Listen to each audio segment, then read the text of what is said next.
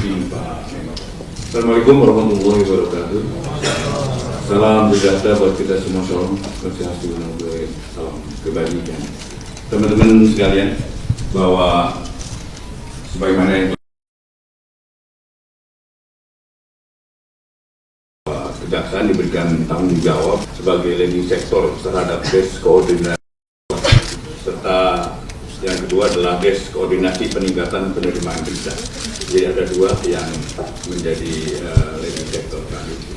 Kemudian memang secara teknis desk ini dibentuk dalam rangka men-trigger, mempercepat pelaksanaan program-program prioritas pemerintah dan peningkatan koordinasi antar lembaga. Itu yang mendukung pelaksanaan ini dilaksanakan. Dan untuk teman-teman sebagai info aja, mulai pelaksanaan hasil kinerja, capaian kinerja dimulai dari bulan tanggal 20 Oktober sampai 31 Desember 2024 untuk seluruh Indonesia. Jadi kami memang meminta untuk melakukan percepatan penanganan perkara di seluruh Indonesia. Yang pertama adalah penyidikan periode 20 Oktober sampai 3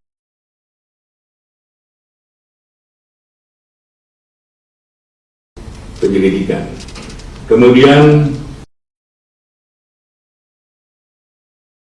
31 perkara. Penuntutan 356 perkara.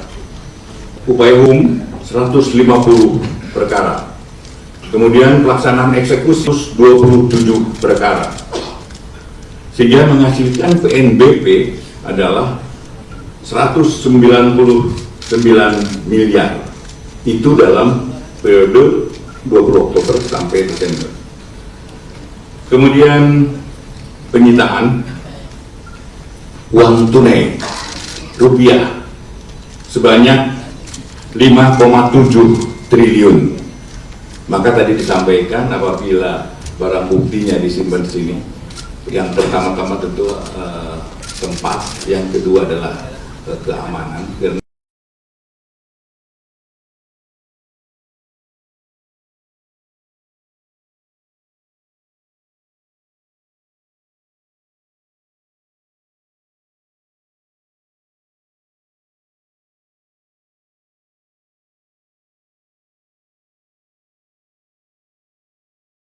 Kemudian nanti kami kembalikan lagi, mereka akan menghitung lagi. Dan ini memang, mohon maaf jadi memakan waktu, tapi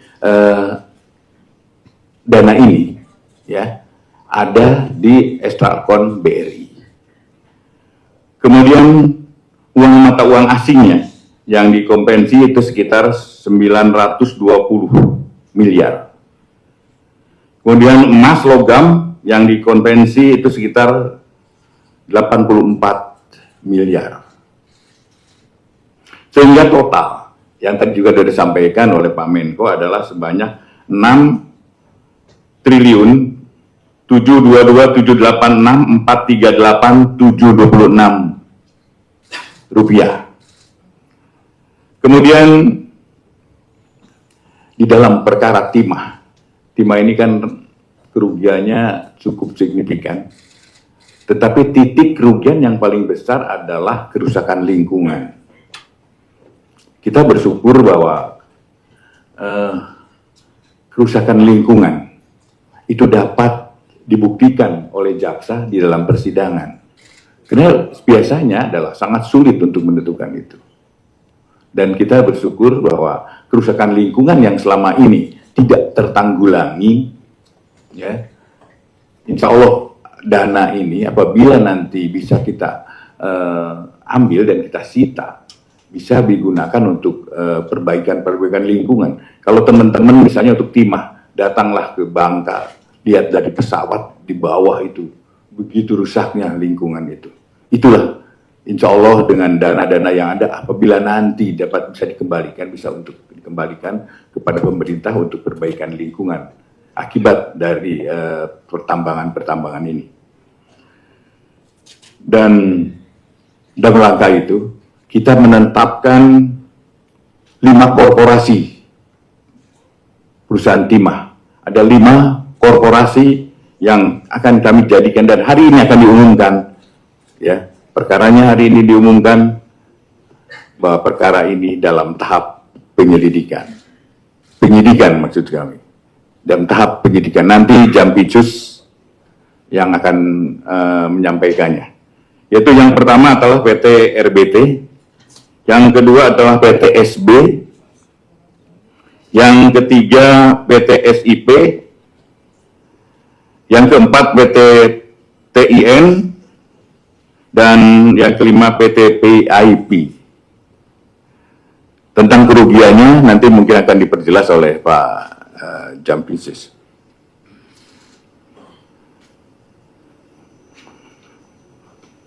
Kemudian selain PT Timah, korporasinya ada dua korporasi yang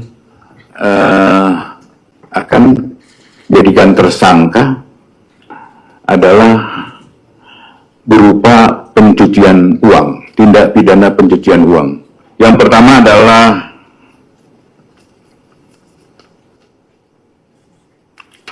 PT AL atau PT Alpaledo. Yang kedua, PT MRM atau Motorado Mas. Tapi sebagai ansar-ansar, saya juga ingin sampaikan kerugiannya berapa sih? Kerugian untuk kerusakan lingkungan untuk PT Timah, PT RBT itu 38,5 T. Kemudian PT SB sekitar 23,6 T. PT SIP 24,3 T. PT TIN 23,6 T. PT PIP adalah 42 T. Kemudian untuk Duta Palma adalah pencucian uang. Ada dua PT ini, kita memang perhitungan pastinya nanti sedang dilaksanakan oleh Pak Ateh, BPKP, itu answer-answernya adalah 73 T. Itu yang pencucian uang dari Duta Palma. Kemudian untuk DES,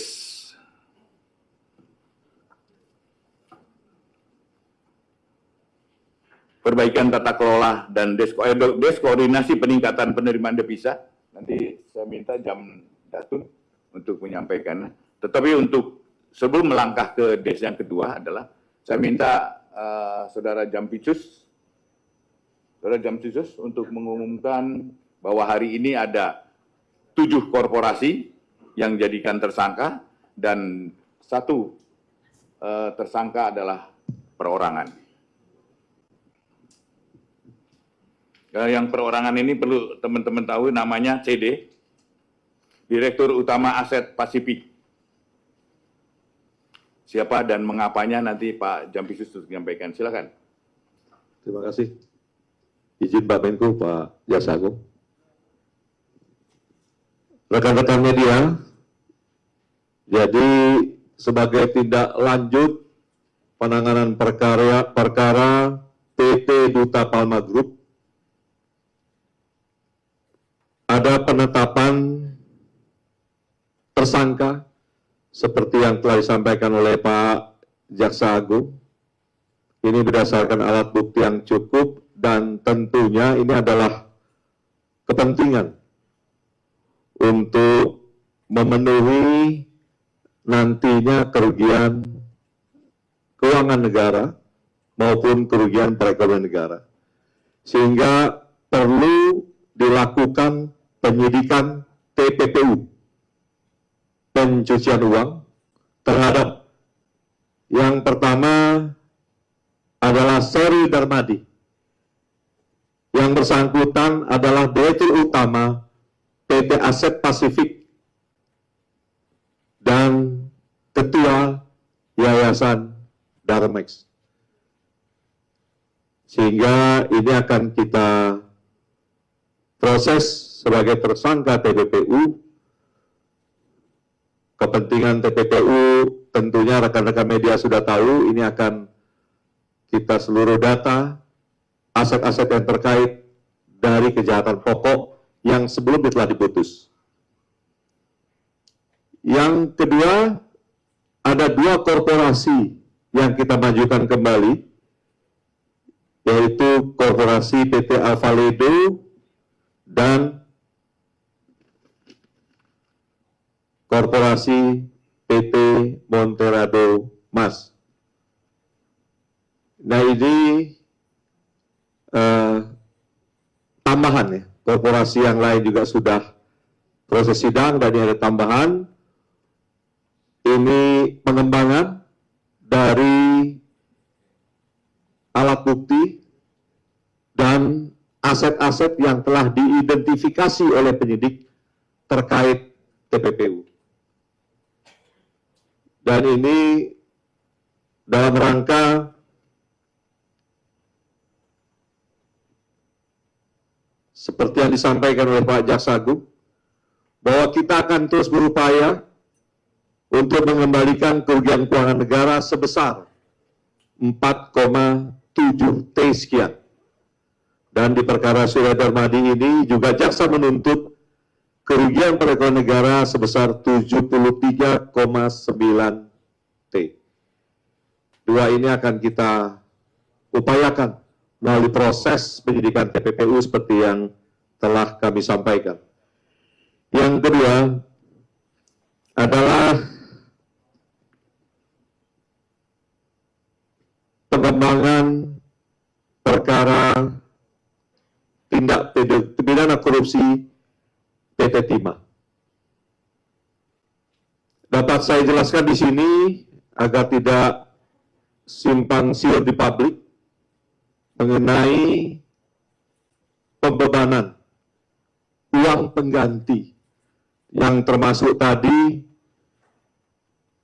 disampaikan oleh Pak Jaksa Agung, dan tentunya publik juga masih bertanya-tanya kenapa nilainya sekian ratus miliar, 200 miliar sekian untuk Harvey Muiz. Ini dapat saya jelaskan bahwa ada 3 klaster perbuatan yang berakibat kerugian. Yang pertama mengenai adanya kerjasama sewa alat atau smelter pihak swasta dengan PT Timah. Kemudian yang kedua, adanya perbuatan tentang transaksi timah dari PT Timah yang dilakukan penjualan oleh pihak swasta. Dan yang menjadi pertanyaan besar di publik adalah kerugian lingkungan hidup.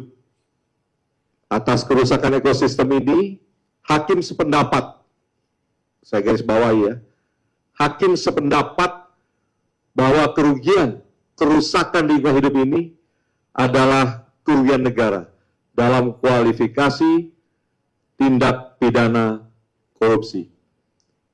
Yang menjadi pertanyaannya adalah siapa yang menanggung kerugian kerusakan lingkungan hidup ini?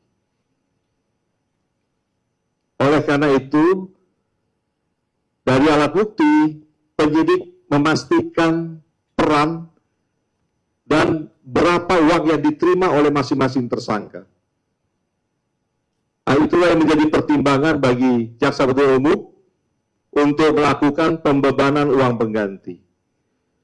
Oleh karena itu, hasil ekspos, Jaksa Agung memutuskan bahwa kerugian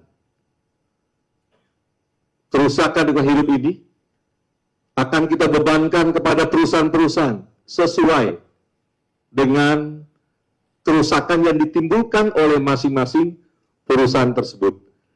Dan itu juga sudah ada dalam putusan pengadilan.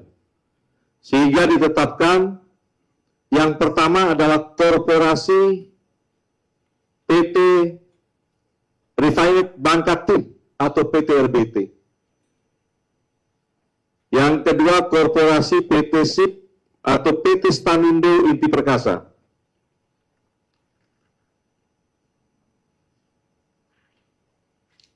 Yang ketiga,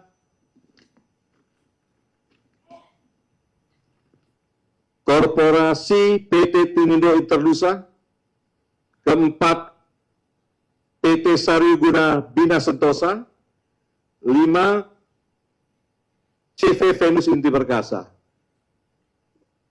Supaya tidak simpang siur kembali di publik, tentunya akan ada pertanyaan masing-masing berapa perhitungan kerugian akibat kerusakan lingkungan yang telah dilakukan oleh perusahaan tersebut.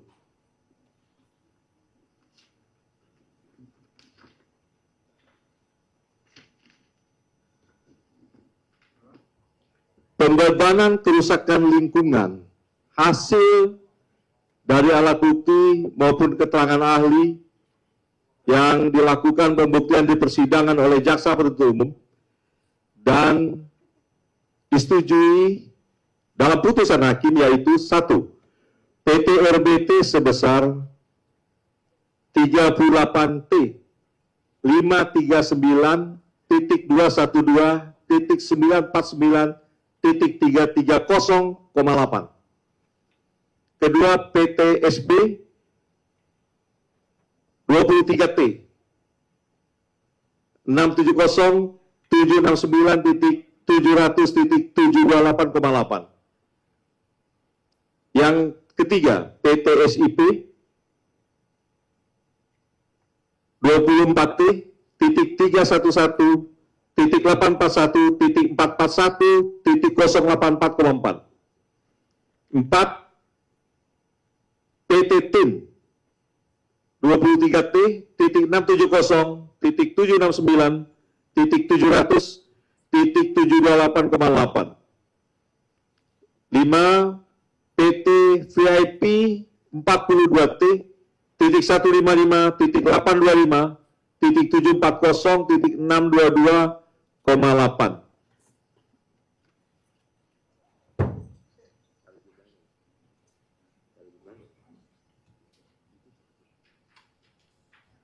Ini sekitar jumlahnya 152 T.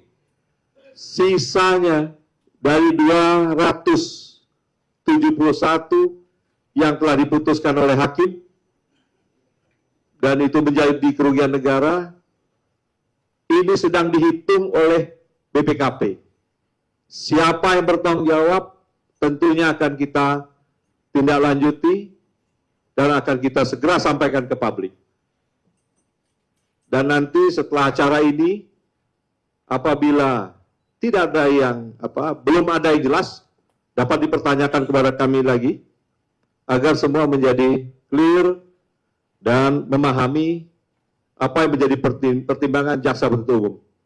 Demikian, terima kasih. Kami tambahkan, kerugian negara keseluruhannya yang DES kami lakukan adalah sekitar 310,6 T. Itu keseluruhannya. Dan untuk itu silakan Pak Jamdatun untuk menyampaikan hasil pelaksanaannya. Baik, terima kasih atas izin Pak Jaksa Agung. Kami Kejaksaan Republik Indonesia mendapatkan 2 penugasan DES, yaitu pertama DES Koordinasi Pencegahan Korupsi dan Perbaikan Tata Kelola, dan yang kedua adalah DES Koordinasi Peningkatan Penerimaan Devisa Negara. Dalam kurun waktu akhir Oktober hingga Desember 2024, Bidang Perdata dan Tata Usaha Negara Kejaksaan Republik Indonesia telah menunjukkan komitmen dan kinerjanya melalui berbagai layanan strategis, antara lain melaksanakan 2.164 kegiatan pendampingan hukum untuk mendukung transparansi dan akuntabilitas pada berbagai BUMN dan BUMD yang memastikan tata kelola yang baik dalam kegiatan tersebut. Memberikan 91 opini hukum yang menjadi panduan penting bagi BUMN dan BUMD dalam menjalankan kegiatan usaha mereka secara profesional,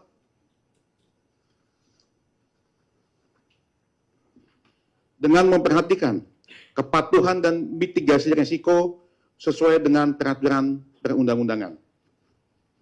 Bahwa selain itu, Kejaksaan tidak hanya menggunakan instrumen penegakan hukum mulai persidangan di pengadilan, Kejaksaan juga melakukan penyelesaian sengketa di luar pengadilan. Salah satunya adalah melalui mediasi sebanyak 37 permasalahan yang dapat diselesaikan melalui mediasi. Adapun untuk pelaksanaan tugas Desk Koordinasi Peningkatan Penerimaan Devisa Negara dalam kurun waktu Oktober hingga Desember 2024, bidang intelijen pada Kejaksaan Republik Indonesia telah melakukan pengamanan terhadap 89 pembangunan prioritas nasional, 28 trayek IKN, dan 3.028 trayek prioritas daerah dalam bentuk pembangunan infrastruktur jalan bebas hambatan Betung Jambi, pembangunan infrastruktur Bandara Kulon Progo, Nabire Labuan Bajo, dan Fakfak, pembangunan kilang minyak Tuban bersama dengan PT Pertamina Persero. Demikian yang dapat kami sampaikan. Terima kasih.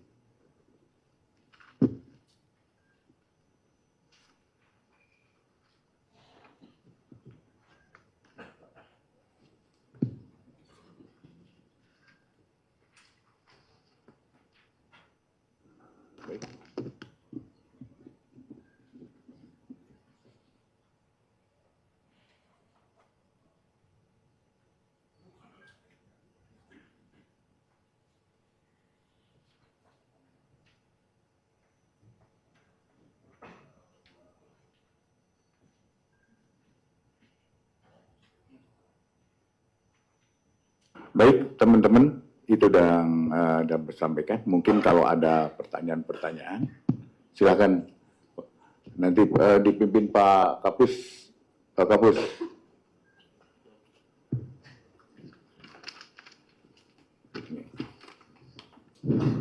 Baik, rekan-rekan media, barangkali ada yang perlu dijelaskan. Dari mana? Silakan, sebutkan namanya. Jihan dari Tempo, Pak. Ada beberapa pertanyaan yang ingin disampaikan, Pak. Tadi kan sudah disampaikan nih, Pak, sejumlah kerugian yang bisa diselamatkan.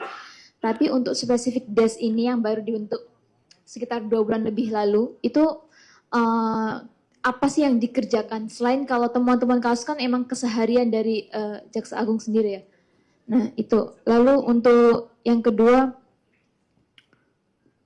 terkait tata kelola sawit tadi disebutkan oleh Pak Jaksa Agung kan. Oktober lalu awal Kejaksaan menggeledah kantor KLHK. Nah itu bagaimana sih penanganannya, karena setelah penggeledahan tersebut kan tidak ada update lagi gitu ya, apa sudah naik ke penyidikan atau bagaimana gitu. Lalu untuk spesifik kinerja DES ini dengan KPK nih Pak, ini kebetulan ada dari KPK juga. Apa sih dari koordinasi yang dilakukan antara Jaksa Agung dan KPK karena sama-sama menangani hal tentang korupsi kan. Lalu Jangan terlalu banyak, nanti temannya nggak dapat. oh iya udah itu dulu Pak. Barangkali langsung Pak dijawab 3. Yang pertama bahwa DES ini kan adalah men-trigger isinya. Men-trigger supaya kita lebih bekerja lebih dari yang biasanya. Dan kita perhitungkan adalah setelah kami diberikan trigger ya sebagai satu kegiatan-kegiatan itu kita tingkatkan, kita meningkat. Dan tentunya ini hasilnya itu yang disampaikan. Memang pekerjaan kita sendiri yang hari-hari ya, yang setiap tugas pokok kami, tetapi DES ini juga ya memberikan suatu trigger penguatan untuk kita lebih bekerja lebih dari itu ya. Kemudian yang kedua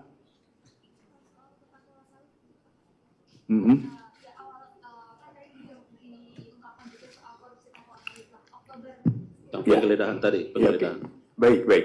Jadi kita melakukan penggeledahan ya untuk Kementerian Kehutanan. Ya, tunggu aja, pasti ini jadi dalam waktu dekat kami akan sampaikan, ya. Ada perkaranya di situ, dan tentunya begini, kami ini lagi melakukan